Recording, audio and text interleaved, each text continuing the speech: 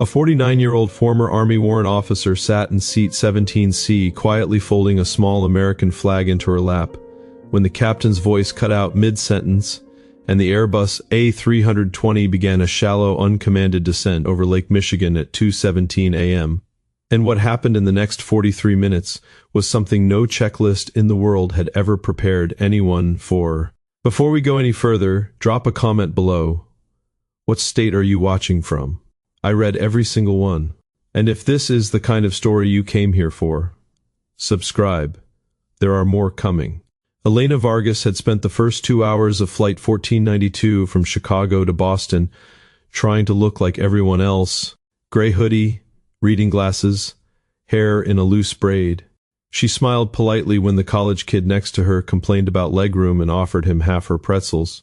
Nobody on that plane knew she once kept a Black Hawk flying after it took small arms fire outside Kandahar.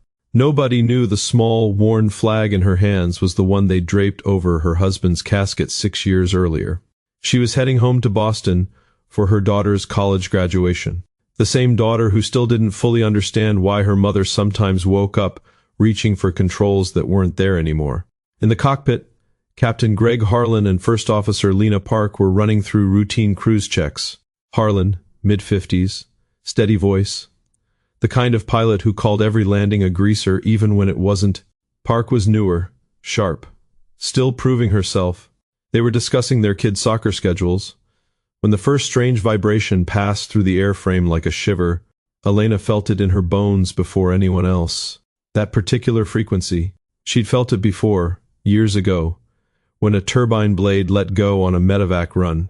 She told herself she was imagining things, old habits, old ghosts. The memory came anyway. She was 26 again, standing in the dirt at Bagram with Master Sergeant Ray Torres, her mentor, her friend, the man who became her husband. He'd taken her under his wing after her own father died, taught her systems the way some men teach their daughters to change a tire, not because she asked, but because he saw something in her that the Army almost missed.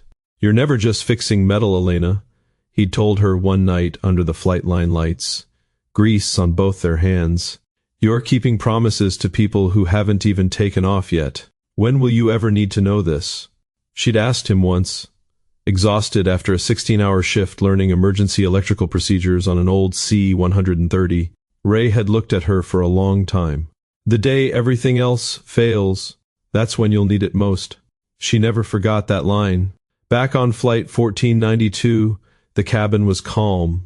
A young mother in row 12 was singing softly to her toddler. An older black man in 9D was sketching the clouds outside his window. The college kid next to Elena was asleep with headphones on. Everything looked fine, but not everything that looks fine is fine. The first sign came as a soft chime in the cabin, then another. Elena noticed the flight attendants exchanging glances. Then the aircraft rolled slightly left. Nothing dramatic, but enough. A passenger laughed nervously. Someone joked about the pilot having one too many coffees. Elena's hands tightened on the folded flag. Then the PA crackled. Captain Harlan's voice, tight now. "Folks, we're experiencing a minor technical issue. Please remain seated." But Elena could hear what the passengers couldn't. The subtle change in engine note, the way the autopilot was fighting something it wasn't designed to fight. She closed her eyes and saw schematics in her mind. Hydraulic pressure, electrical buses, the way a total pitot static failure could cascade on an Airbus if ice or something worse had formed at altitude. Stay with me here, because what happens in the next few minutes is the part nobody talks about. And once you hear it, you won't be able to forget it. The cockpit door opened. First Officer Park stepped out, face pale. "Is there a pilot on board? Anyone with flight experience?" A few hesitant hands went up. 2 private pilots, 1 retired airline guy who admitted he'd only flown 737 seconds years ago. None of them had Airbus time. None of them had combat time. Elena sat perfectly still for 3 heartbeats. Then she stood up. The flight attendant tried to guide her forward gently. "Ma'am, we just need someone who can sit in the seat and read a checklist if—" "I know the systems," Elena said quietly. In the cockpit, Captain Harlan was slumped against the yoke, breathing but unresponsive. Possible stroke? First Officer Park was fighting the aircraft, which was now in a slow phugoid oscillation. Altitude dropping, airspeed bleeding. They didn't believe her at first. Park looked at this middle-aged woman in a hoodie and almost laughed from nerves. "Ma'am, with respect, we need—" Elena reached past her, calm as Sunday morning, and flipped the ECAM page to the correct checklists. Without being asked, she named the exact circuit breaker that would confirm pitot 2 blockage. Then she asked one question: "Have you tried alternate law yet?" The silence that followed was heavier than the aircraft. Park finally nodded. Elena slid into the right seat. "I want you to think about what you would have done in her position. Hold on to that thought." Her hands were shaking as she took the controls. Not from fear exactly, from memory. The weight of the yoke felt different than the Black Hawk she used to fly. Heavier, more sluggish. The night sky over Lake Michigan stretched out like black glass. City lights of Chicago still visible behind them. Milwaukee ahead, but they were losing altitude fast. Ray's voice came back to her then, clear as the day he said it, the day everything else fails. "That's when you'll need it most." She started talking to the plane the way she once talked to wounded helicopters. Soft, firm, like it was a living thing that had been hurt. Park watched her, first skeptical, then stunned as Elena stabilized the descent and began coordinating with Chicago Center. The controller's voice crackled with quiet disbelief when they learned who was actually flying. The crisis inside the crisis came 20 minutes later. The left engine started surging. Not dead, but coughing. Fuel contamination maybe, or something the initial failure had masked. They were still too high to reach any airport safely with that kind of power issue. Chicago was behind them. Milwaukee was marginal. The only real option was a long, dark stretch of water if everything went completely south. Elena made the call, not because it was brave, because the math in her head said it was the least worst choice. She talked Park through setting up for a ditching configuration, while her own mind screamed at her. "You're not rated for this.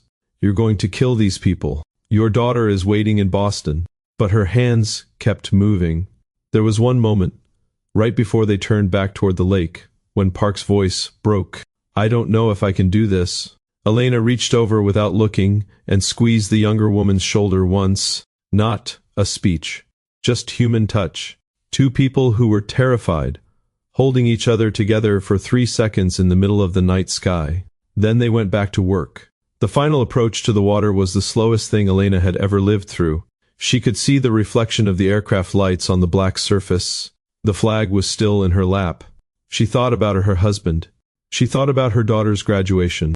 She thought about the 178 souls behind her who had no idea how close they were to becoming a headline. The touchdown was ugly. The Airbus hit hard, skipped once, then settled. Water rushed up over the windshield. The aircraft slowed, rocked, and finally stopped floating like a wounded bird that had found its nest. For 10 full seconds, there was only silence. Then the evacuation began. In the weeks that followed, Elena Vargas tried to disappear back into ordinary life. She went to her daughter's graduation. She cried in the bathroom afterward. Not from joy exactly, but from the weight of still being here. She visited Ray's grave outside Fort Bragg a month later. Sat on the grass with the same small flag. The anchoring object that had traveled with her through war and now through this. Ray wasn't there to answer, of course, but she spoke to him anyway. "I finally needed it. The question that remains is this. Do you think Elena was ready for that night over Lake Michigan? Or did that night make her ready? Because sometimes the skills we bury deepest only wake up when everything else has already failed." If this story moved you, I have more where this came from. Subscribe so you don't miss what's next. And leave a comment below telling me which moment in this story stayed with you. I genuinely want to know. She still folds that flag the same way every night before bed, like a promise she finally kept.